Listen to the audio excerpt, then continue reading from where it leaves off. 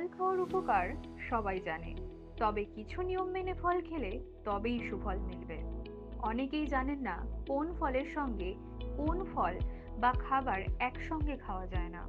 কিছু ফল রয়েছে যেগুলি একসঙ্গে খেলে শরীরের খুব ক্ষতি হতে পারে।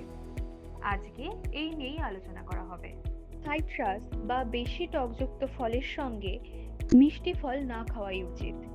এতে বদহজম, গা বমি, ডায়রিয়া, গ্যাস, অম্বল, হিমোগ্লোবিনের ভারসাম্য নষ্ট, উদরে বিষক্রিয়া ইত্যাদি হতে পারে।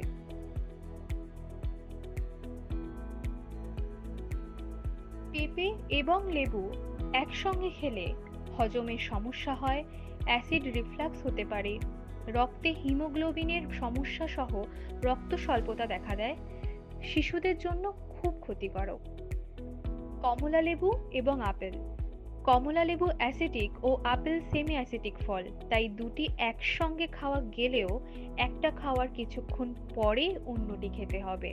দুধ এবং কলা একসঙ্গে খেলে হজমের সমস্যা, শ্বাসকষ্ট, সাইনাসের সমস্যা, অ্যালার্জি, আমাশয় ডেকে আনে। খেজুর এবং আঙুর। টক রসের সঙ্গে মিষ্টি রস মিশলে পেটের সমস্যা শুরু হতে পারে। আনারস এবং দুধ। সকলেই জানে আনারস আর দুধ একসঙ্গে খাওয়া উচিত নয়। অ্যাসিডিটির প্রবণতা বাড়ায়, বদহজম হতে পারে, ডায়রিয়া, মাথা ব্যথা, পাকস্থলীর সমস্যা হয়। কলা এবং পেয়ারা একসঙ্গে কাছাকাছি সময় খাবেন না। রক্তে অ্যাসিডিটির মাত্রা বাড়ে, গ্যাস হয়, বুক জ্বালা ও বমি হতে পারে। আম এবং কলা।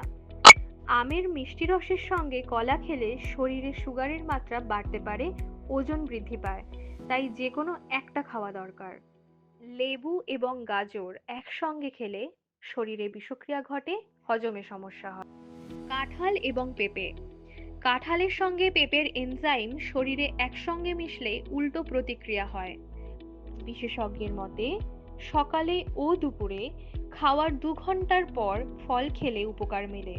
আর ফল খাওয়ার ক্ষেত্রে একসঙ্গে কি কি খাচ্ছেন সেটাও জরুরি, তাই বুঝে খান, উপকার পান।